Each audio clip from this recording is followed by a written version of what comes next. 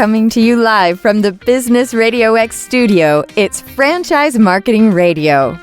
Ready to revolutionize your franchise with AI? Franchise Now empowers franchises with advanced AI solutions, automatic processes, and enhanced marketing strategies. From personalized customer interactions to predictive analytics, we help you harness AI to drive growth and efficiency. Transform your franchise with the power of AI. Visit Franchise Now to learn more and take your business into the future. Now, here's your host. Welcome, everybody, to another episode of Franchise Marketing Radio, where we explore the ideas, innovations, and individuals reshaping the future of franchising. Today, we're joined by Ryan Farris. He's the Executive Vice President of Fortidia Brands, and they're a newly unveiled brand born of the Mailboxes, etc. worldwide U.S. platform, bringing together powerhouse franchise names like AlphaGraphics, PostNet, Pack and Send, and others under one united identity. Fortidia is more than a rebrand. It's a bold repositioning aimed at streamlining print, marketing, shipping, and logistics services across a global footprint. Let's explore the evolution of Fortidia and how Ryan is leading the charge into a new era of franchising. It's great to have you back on the show. Yeah, it's good to talk to you again. Yeah, welcome back, Ryan. It's a pleasure. Thank you for having me. I think we were just talking. We've been exchanging or crossing paths for close to almost a decade now. So it's great to be on your show and look forward to the discussion. And this brand or what you've been affiliated with, this keeps growing and keeps multiplying. So it's fun to watch. And I love franchising, and I love the opportunities it affords and the way we serve communities. So you're a big part of that. I appreciate you. But tell us about Fortidia, man. That this is a pretty new thing and big direction shift. You were already leading a big part of this. So tell me, why was the timing right, and what's the future looking like for that? Yeah, no, this has been an exciting evolution. We have been operating, really well in the, franchise, printing, shipping, logistics business. And over the last, several years, our platform acquiring great companies, great franchise companies, or great technology and logistics companies has just grown to a point where we needed to elevate our brand name or our platform name. And that's where the Fortidia brand came in. So you'll now see the group operating as a Fortidia. And it's fantastic because it gives us a broader platform to help illustrate the power of these 10 companies, over half a dozen franchise brands. As you noted, we've got several great ones in the United States market with AlphaGraphics, PostNet, and now World Options US. We have some great companies in the UK with Pack and Send, World Options UK, as well as Mailbox, etc. UK. The Netherlands is represented by Multicopy. In Australia, we have our Pack and Send Australia and New Zealand as well. And then all through Europe, as a lot of the group know, we have the Mailbox, etc. brand that is just massively expanding. And we've got some great technology companies with PrestaShop, Gel Proximity. And so we just continue to grow, even companies like Spedingo. And it's great, nearing 1.5 billion in system-wide revenue. More than 3,200 locations in over 52 countries. So it just continues to grow, and it's super exciting for all of us. Holy mackerel. That's big leagues. I mean, how me kind of frame it, though, with the industry? You made some big moves to be a big player. Who would be, is it like who's your competitor? Not franchising wise necessarily, but just out there in the world. I think of FedEx Office or whatever, but that's only a piece. But yeah, you did this, but who was on your mind when you were, gathering the strength together, and who are some of the big players that you're kind of competing with? Yeah, it's kind of interesting in our world, especially in particular where you're talking in the shipping and logistics space. In some ways, in the U.S. market, we're very accustomed in the U.S. to have a FedEx store or a UPS store, which certainly does have some competitive attributes to someone like a PostNet that operates in the U.S. market.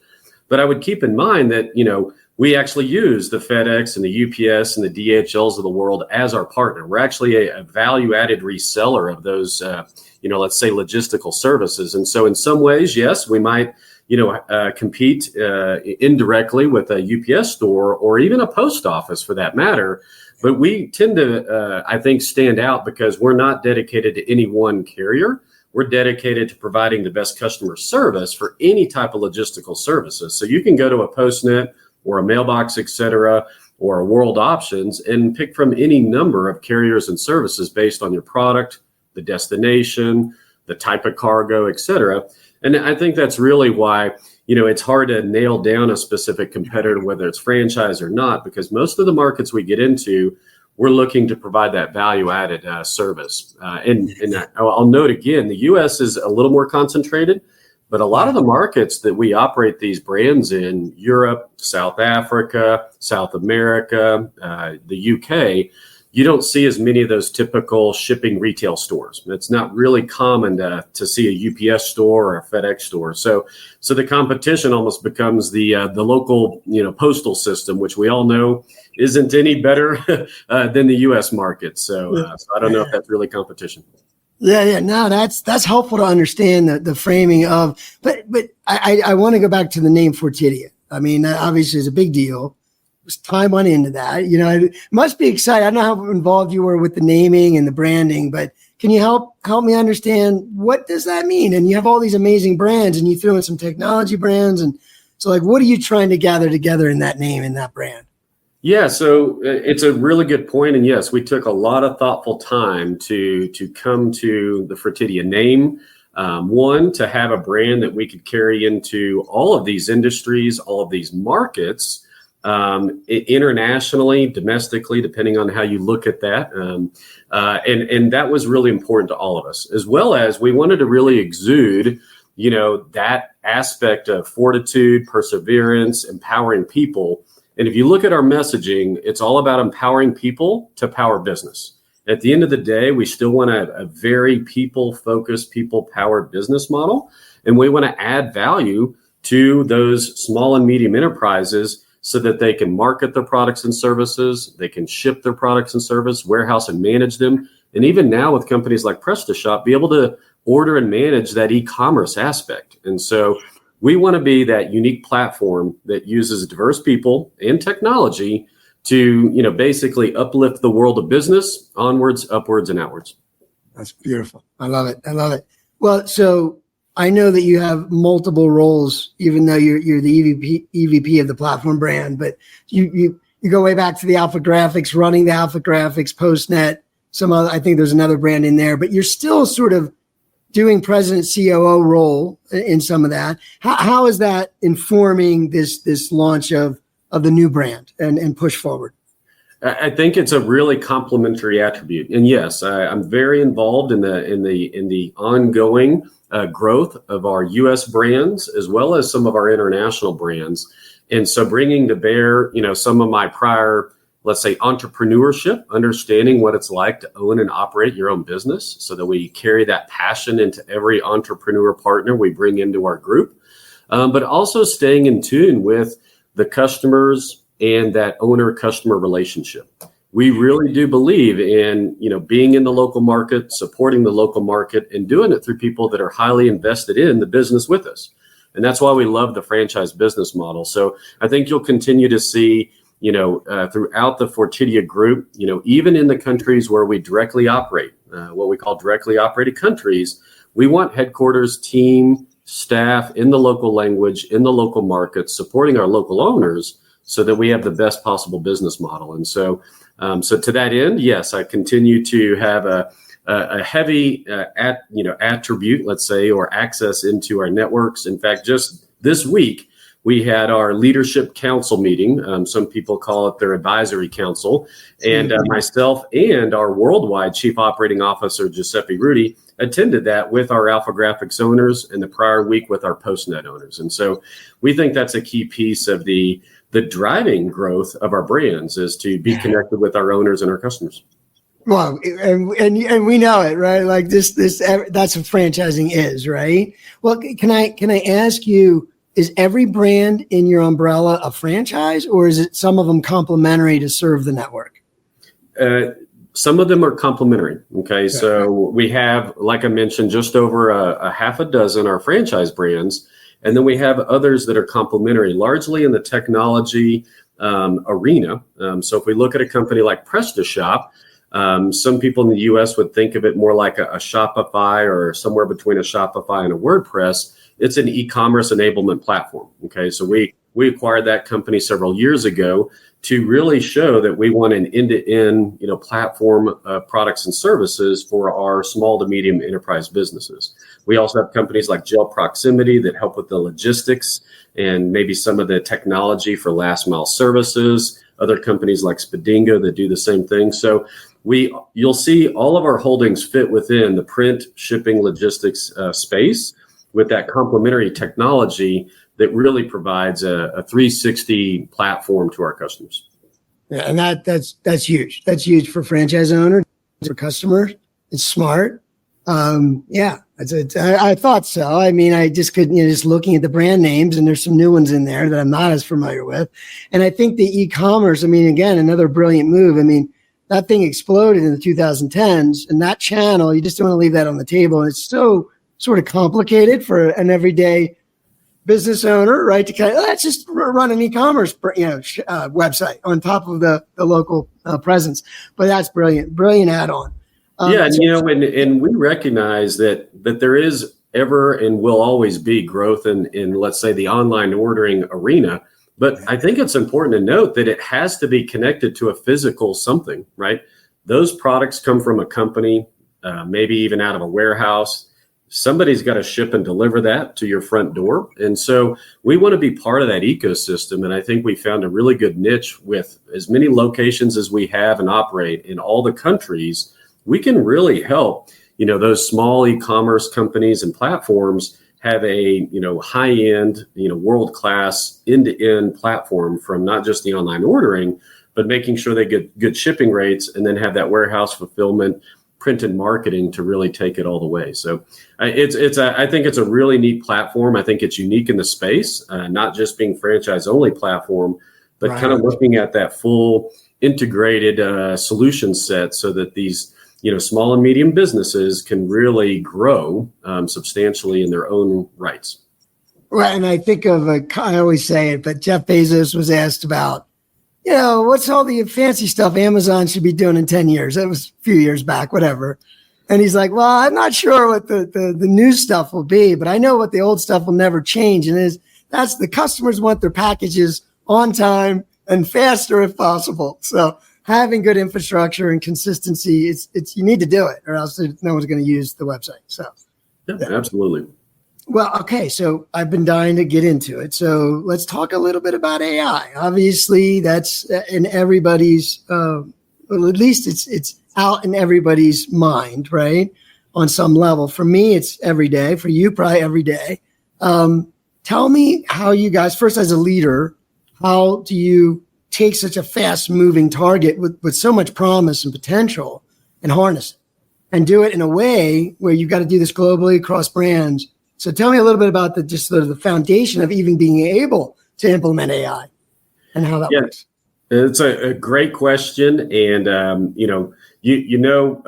little bit more about my history, but I love technology. I've always believed technology is the ultimate enabler for a fast growing business. It doesn't even matter what industry. And it's really interesting when people think about printing or shipping and logistics, technology doesn't always jump to mind, although I think the Amazons have helped kind of push that. But in that respect, we believe technology continues to be a key foundation to our operations and our revenue growth.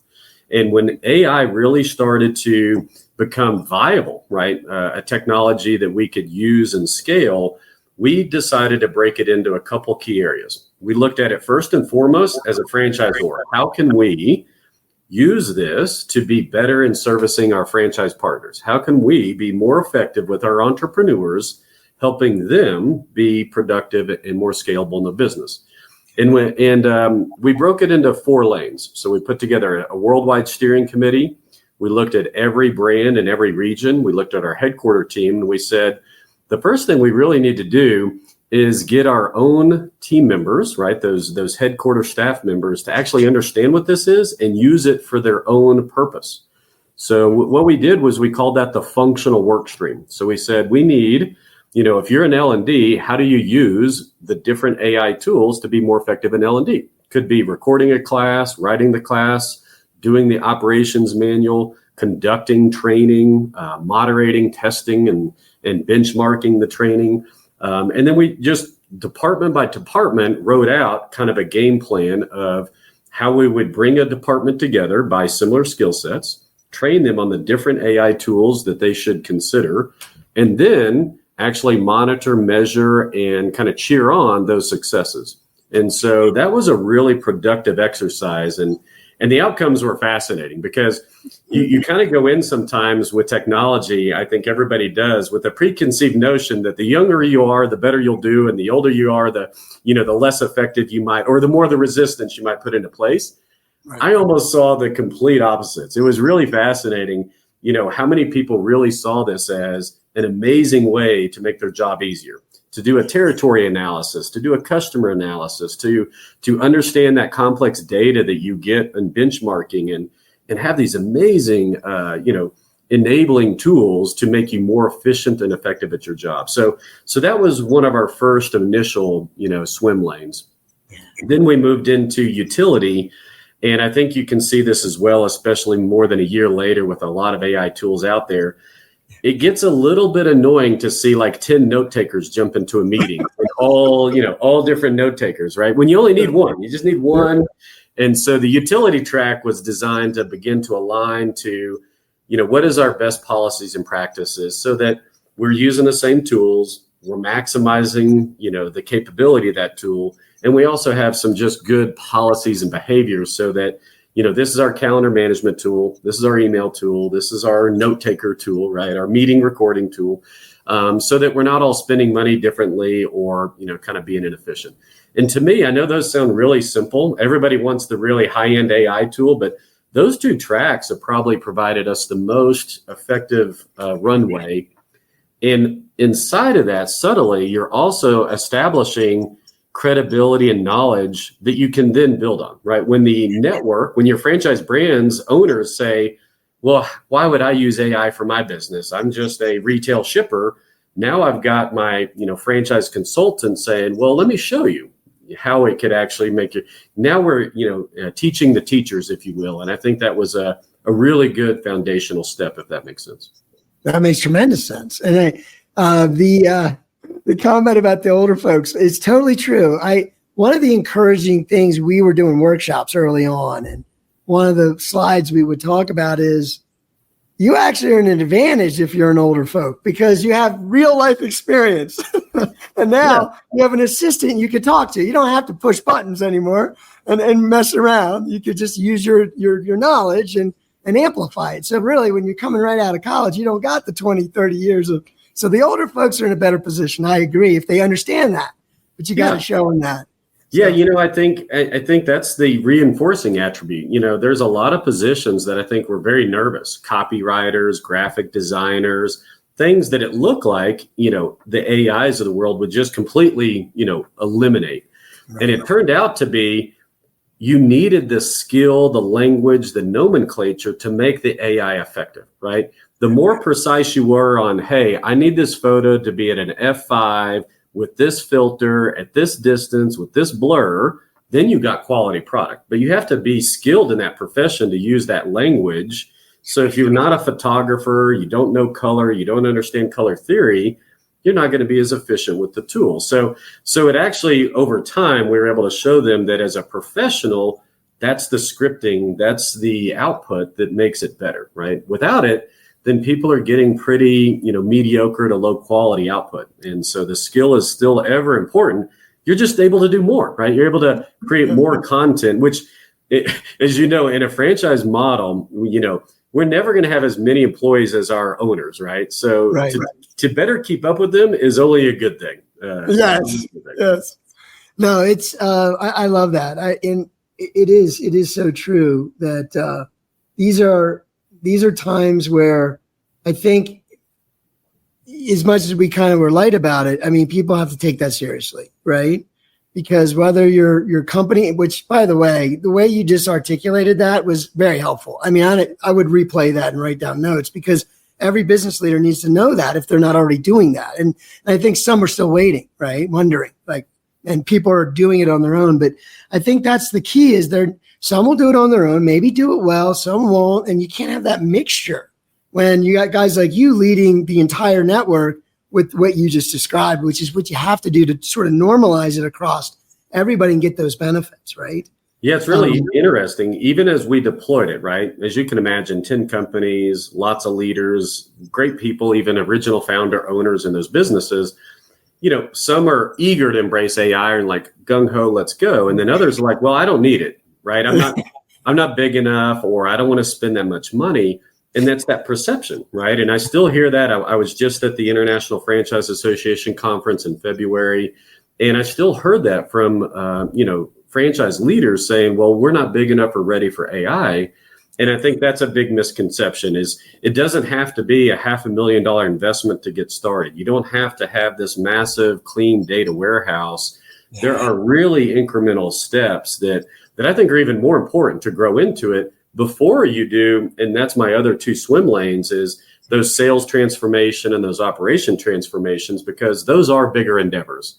That does take a little more commitment, more mindful, thoughtful execution, and really a 3-year view, right? What do you want to do over time to really enable your system and really your data to work for you, right? When we think about, I think, sales transformation AI, you're talking about, how do I more quickly find my customers, target those customers, remarket those customers, retain those customers.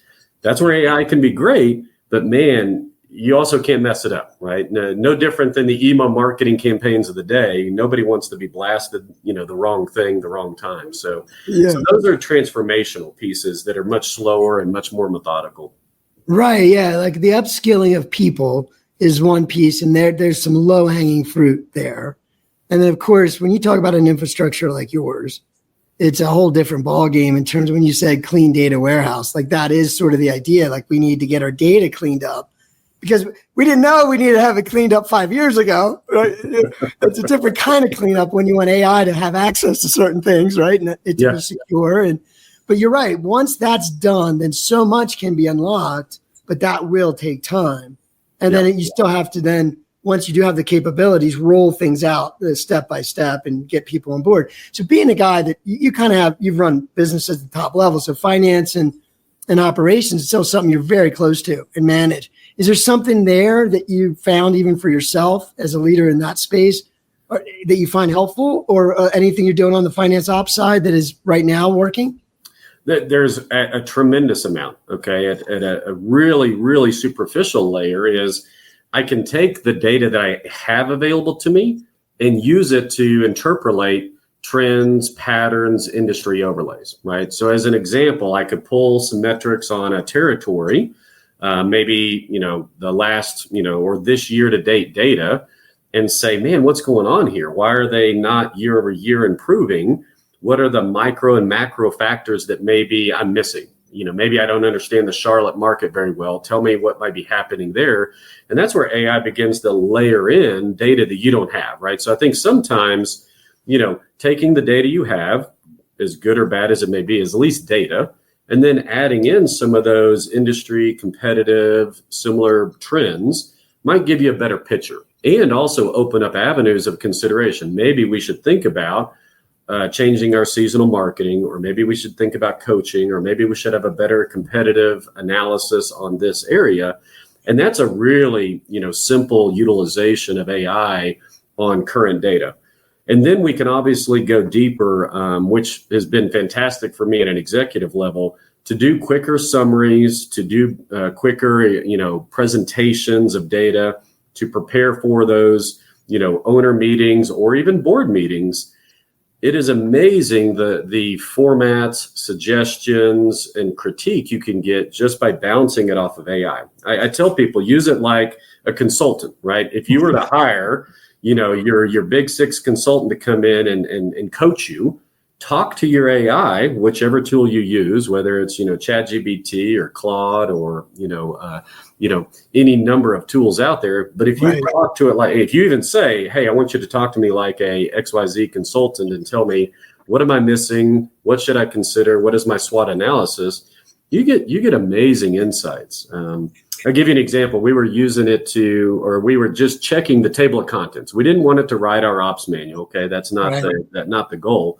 But we just put the table of contents in and said, does this look reasonable for this industry and this type of, let's say trainee? And it came back and said, hey, I don't see disaster recovery in here. I don't see sustainability in here. I don't see, and you're going, oh, that's brilliant. We have those, but we forgot, we left those out. And so it to me, it's those little, I call it incremental, bits of advice that this adds. Yeah. We had a little, again, I told you we do these workshops, and we had one slide where we had a picture of an iPod from 2005, 1,000 songs in your pocket. They were amazing marketers, it was a great ad. It was an old ad. And it's like, we kind of paralleled that to AI is like 1,000 experts in your pocket, like anybody you ever want to talk to on demand, ask them as many questions as you want. I mean, it really is that powerful. But again, the language, right? You got to know what you're asking and how to ask, but anyone, right? Like, I want to talk to someone like Bill Gates, help me communicate, it's just, it's amazing, the capability, just how using it as your cognitive super assistant is how we framed it. Yeah. And back to the finance piece, we all rely on finance departmentally, functionally, executive to tell us what does this mean, right? Great, I have all these numbers, but what does it mean? Or, what do we need to look at? Is there an area or an opportunity, a weakness, a strength that we need to, minimize, maximize? And, a lot of times you'd have to go to a BI department. They would have to write some code and then put it into Power BI. And then you can access the report on Power BI maybe 30, 45 days later. All this really sluggish, ability to use the data to steer the ship faster. And now you can take that and it'll either write the Power BI report for you, so great, done, or it'll just do what Power BI would have done and analyze the data real time. So now, as a business operator, right, or a franchise partner coach, you don't have to wait for someone else to do this interpretation of the data or crunch the numbers. It's doing it. And so now you can begin to make those micro adjustments faster, right? You don't have to wait till the 20th of the next month, right? You can take that data and process. And I think that financially, when you were asking about the utilization of financial data, I think to me, it's the analysis of what the data means so that I can more quickly adjust. If I have a plan, is my plan working? What adjustments do I need to make to that plan now, not, a month later, which may be too late? Exactly. I mean, the actionability, right, of the insights and the speed, right? Speed is obviously a key. I don't know how you guys do it at your level. Like you must learn some things about how do we maneuver this complexity and still keep the speed. But AI you must be loving it. It must make life a lot easier in such a complex environment. So if we look at, so we looked at finance and ops. What about marketing? I mean, that seemed in the early days when ChatGPT first was released, it was real obvious that it could create certain types of content quickly. And we're like, oh my goodness. How have you guys looked at content and also marketing, like related to supporting the franchisees? Are you using it in different places? What have you found helpful? Anything planned there? It's quite expansive. I mean, one, we have an entire, set of franchise companies that focus on print and marketing. And so it's not even at the HQ level at that point. It's also making sure that our AlphaGraphics, our multi-copy, and even our PostNet owners understand, hey, did you know that you can add that AI is built into Adobe, built into Canva, so as you're doing design, you can do it faster, smarter, better. You can give customers faster examples, illustrations, and that's been amazingly powerful for a franchise owner. If you think about the average size of an AlphaGraphics or PostNet, you can be talking 3 to 8 people. So trying to provide marketing expertise, multiple design mock-ups, multiple concepts, if you will, can take a lot of time and need a lot of revisions. This greatly speeds that up, right? You take that, you're able to give a client a quick turn, give them a quick proof, move the product into production faster. So production wise, it is literally a fantastic enabler, with the different tools, with good training. On just the general marketing side, you noted content's super enhanced by this, right? So if you use your team, everybody can have better written content, more professional looking content, which obviously is fantastic. So things like, weekly updates, network wires, what's happening, all of that now becomes, 10x, right? You can do a lot more. It used to be constrained, right? I can only do so much because I got to write it, check it, proof it, blah, blah, blah. Now the speed to market's faster.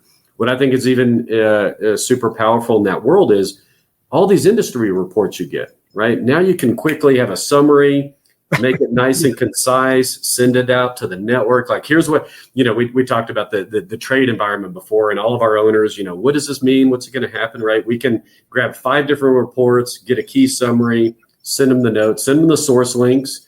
And, now we're not waiting a week just to compile the research and understand. And by then it's changed again, as we know. So who knows what comes out of this next China meeting, right? So I think things like that make the content part of marketing super powered, right? And I think we know communication is the number one opportunity, and it's the biggest challenge. And so to me, the content is improving communications at all levels. Then we get into the design and some of the imagery and all of that. And we just we talked about the Fortidia branding. Well, we needed to rebrand our entire office, right? Yeah. Well, a lot of times you're out there, with the tape measure, and you're trying to figure out, how to make that wall look like, this, and what's going to look great. Well, now AI steps in. You give it a picture, you tell it a few dimensions, and you say, hey, give me a few different ideas. Here's my color palette. Here's my brand. All of a sudden, it is just transforming our ability to be productive so much faster. So it's just endless, especially in the marketing world. I mean, I could give you hundreds of examples, but those are I think of it like meta learning too. Like, I've created so much content that I would have never bothered to try, because it's like, well, what if we layer this idea and this perspective in? And, it's just things you would never do. And then it bangs it out, and then you can read it and edit and kind of learn and then deploy. But so it's like the learning process. You can learn while creating. You don't have to use everything, but you can do so much more, so much faster, which you just wouldn't have asked. You wouldn't have bothered to try.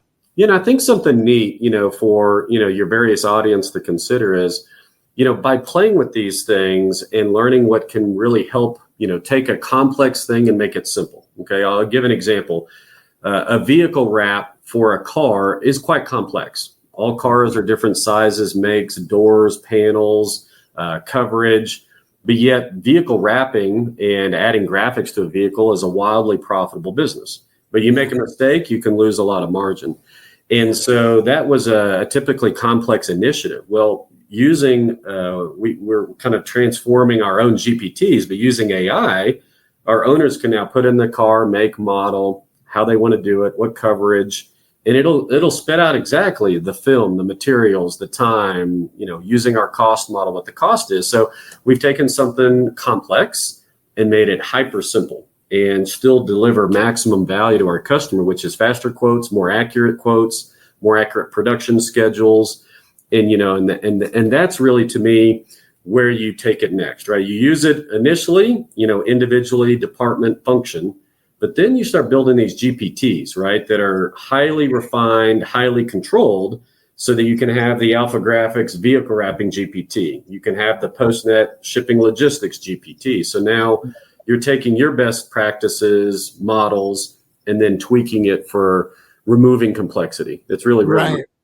So when you say GPTs, are you using the OpenAI platform, or is that, just another word for agent? Or do you find that that's been helpful using the OpenAI platform for the GPT specifics that you're? We really, for a lot of our uses, we like the ChatGPT, model. Right now, we certainly go down the Pro and even the various upgraded versions of ChatGPT.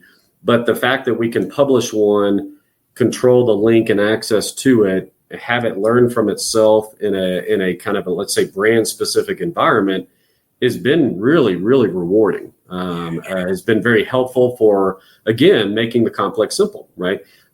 Things like setting up your system, programming your inventory, setting up your pricing was a video, an instruction sheet, a checklist. Okay, still great. But what if I forgot one piece, right? Going back into my GPT and saying, hey, how do I add a custom inventory line? And boom, there's the information, there's the illustration. It really is, to me, almost enhanced learning. And that may be a good way to think about it.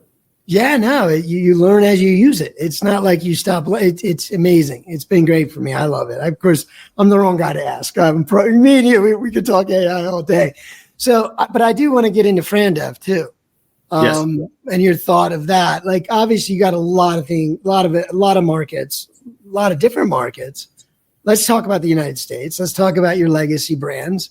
Like, just in terms of your growth goals in FranDev, where do you see AI playing, or where have you leveraged it in that side of the business? Yeah, franchise development, several areas, and we're continuing to expand.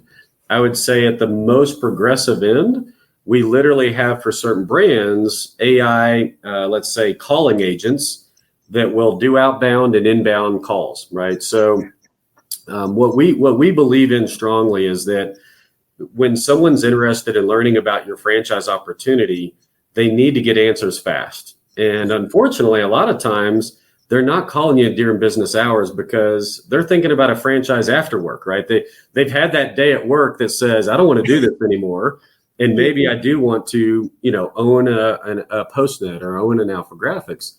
Well, what a bummer if you get a voicemail or you can't get an answer. And so we've just decided to start pushing into, and you can check it out with our World Options US brand and soon to be the rest of our brands, where you can call a number and you're going to get an AI agent that knows the brand, can answer those questions quickly, can make sure that this is the right opportunity for you, and then actually put you on the calendar the very next day with a sales consultant. And so that has been fantastic. Right now we're moving people, getting through the qualifying questions, making sure that they're, thinking about the right brand the right way, and then set that appointment immediately. So that time to deal, right, is exponentially faster. And that's been fantastic, right? So whether they call us or we know that they're a fit, right? We know that demographically on LinkedIn, let's say that they're a fit. Well, why not just proactively reach out to them and say, would you be interested in, becoming your own boss and doing it in a business that's been around for 50 years and blah, blah, blah, blah, blah. If they're interested, then great. I would love to set a time with our franchise consultant. And so it's not closing a deal, but it is greatly, think about this, that one agent can make 300 calls in a few minutes, right? It's unbelievable. I mean, seriously. I mean, I can take my entire target list and crush all of them in less than an hour. So it's fantastic on just that side of it. On the other parts, I think there's small little pieces where, territory analysis, helping make sure, we're really thinking through the location, the traffic, the density, the ideal customer target, so that we can really be confident in a candidate saying, this is a fantastic market based on your needs and the market opportunity, or, hey, we need to modify. We know you're thinking here, but, really you should think over here. And then also just we have a very structured 7 to 9 step sales process. Okay. So gating that where they can self-serve properly, and then they can get a consultant properly and know where it's at, right? So just using AI to monitor where people are at in the funnel so that they move through. We've gone from almost 90 days as kind of an average, initial contact to signing cycle, let's say, and we're now getting under 60, and we think we might be able to get to 45. So that's an amazing, let's say, sales cycle improvement by just using more formal processes, proper technology, and a little bit of AI enablement. Yeah, and I was thinking on the front end, and you outlined that very eloquently, but that that problem at the top of the funnel has been something we just never, like I said earlier, like I wouldn't think to ask it because it was just impossible. Like I wasn't going to do that. But when you have AI doing it, it's a different way of looking at it. So the two big metrics that we know, and I've been in the Fran Dev marketing space most of my career too, and it's like the connection rate with a lead and the number of people that book a meeting, number two, and then thirdly, the number of people that show up for a meeting, that introduction meeting. So those gates typically, and all brands are a little different, but those are typically gates that no one paid much attention to. It's just like, yeah, we get 100 leads a month and we're getting this many appointments and that's it. Well, why? Why didn't we get that many?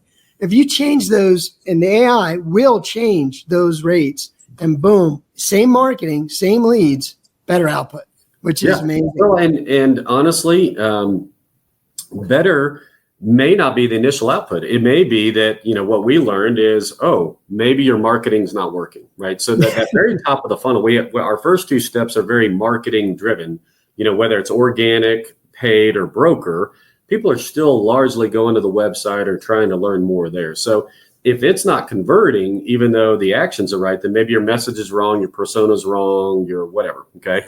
So we learned quickly how to see it and fix it just because the reporting's the analysis of the reporting is telling us more insights. Then we very clearly delineated that these steps are sales-driven steps. Yeah. Did the salesperson call them back timely? Did they say the right things? Did they push to close properly or qualify them out, right? You got to move them up or out. And did they do it? And that's helped us coach the salespeople, right? So some sales coaches are being highly refined and getting a better close rate. So I think it's not as much about it makes it better. It makes you more, let's say, wise, right. or you have better insights into how to make it better. And so by doing so, staying rigid in your systems and processes, then you start getting better results. We've moved from the U.S. is a little bit better in conversions, but most brands are 0.5 to 1%, lead to conversion. We were already moving into the 2.4s in the U.S. Now we're pushing almost 3. And so, that means quality leads, quality marketing, quality conversions, and more importantly, good spend, right? And that's what you're looking for. Yeah. And moving the needle with the time to sale, which again is another area that most would, how do you do that, right? Prior to AI, how do you really move that needle? To move it 45 days is pretty ridiculous. I mean, I can't wait you probably can't wait to look at your P&Ls from a couple of years ago to next year, right? The number of signings has been record month after month starting in Q4 last year, right? So it takes a little time to get all the tweaks and people and processes in place, but now it is, the excitement the franchise development team has now, just winning and winning and winning is fantastic. And then the brand itself, right? New owners coming in, growth in markets. It is an energy that every brand wants and needs. And this can be a really neat way to give better insights and optimization into that process. It really is fantastic. Yeah, it's exciting to be in business right now, isn't it? So. It really, I think it's interesting the perceptions. My daughters are two good examples. So I I showed them AI. I just showed them, this was a year ago. And my, let's say at the time, my 18-year-old daughter looked at it and said, "This is so cool. This is going to be fantastic and great. I can't wait for it." And my younger daughter at the time was 15, said, "This is the worst thing I've ever seen. I don't have a future. I don't have a job." And so I think that's literally almost encapsulates, the different reactions you can see on the extremes, right? Super excited. This is going to make my life better, or, oh my goodness, I'm going to be out of work, so it is neither one, right? But it is a fantastic, middle of the road, make your life a little bit better if you embrace it properly. Thanks for sharing that, because that is so true. What you just said, like you and I, again, we love it. We could talk all day about AI, but you're right. That's sort of the world I see when I'm interacting with different people. And it's like, all I would say is we want AI to serve humanity. That's my focus. It's not about twiddling your thumbs in the future, having nothing to do, right? Fear of boredom. It'll be all right. We're going to find new things to do. Exactly. Yeah, humans will always navigate around it. I remind it, on the more comical side of it, we all enjoy a hot shower. We love cars that drive us from point A to B. We appreciate planes. These were all technologies that scared some industry, some worker, some whatever, but it just opens up a new, set of industries, jobs, and performance. And so I think improved anything is always good, and it will just change the way that we support ourselves in that economy. Yeah, exactly. So, all right. So you got a lot going on, but I'm just going to try to ask a high level question because I'm just kind of curious. Like, obviously M&A is in your strategy, right? Like, expansion that way. And I know you can't maybe talk about certain things on your roadmap, but is there anything you could share about, okay, we're really rolling now. We're really improving things. AI has been great. Is there anything strategic in the roadmap that you're just dying to see or want to accomplish that's related to tech and innovation? Yeah, I would say even across the board. We've noted some pretty substantial tech. We probably minimize some of the smaller ones that we've integrated in, but I think a neat one that we bought several years ago was called PrintSpeak out of Australia. It's a technology company for CRMs, right? So it built custom CRMs that fit well into our franchise model. Now they're almost moving into a high end of the AI side of that, as you can imagine. So that's been neat. I think we'll continue to explore, lots of technology opportunities, whether it's people, processes, and systems that just further fuel that, right? You don't always, we don't have the hardcore philosophy that we got to build it. We don't mind buying it. So as we run into partners, I think we're going to continue to see partners on, let's say, the lead generation. I think that's really attractive to us. Yeah. Everything from appointment setting to conversion management. Those are really exciting areas for us. And then also, just in the managing logistics and managing print flow, that real-time tracking improvement, automation side is going to continue to be an exciting area for it. In some areas, right, when we get into design and we get into the creative technology, partnerships really do make a lot more strategic sense. But I think it's a good mix. I think you'll continue to see some great announcements this year and for years to come on continued acquisitions in the franchise and the technology space that really still fit into our core products and services, which is going to be that print, marketing, shipping, logistics, and e-commerce. Yeah. Well, your tribe is going to be surrounded by companies that help the network or more network-based companies. So it'll be fun to watch it grow.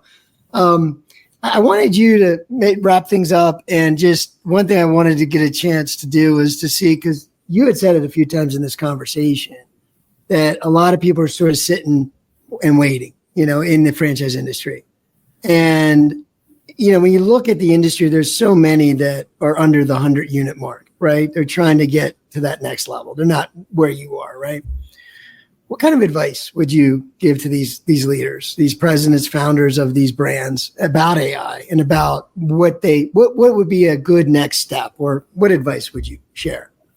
Yeah, I would very, blatantly and confidently say AI is that professional franchise consultant, coach, mentor you need, right? And everyone on your team needs, because again, being a franchisor and not having a tremendous amount of center count means your revenue and your cash flow is very limited and has to be very strategically deployed.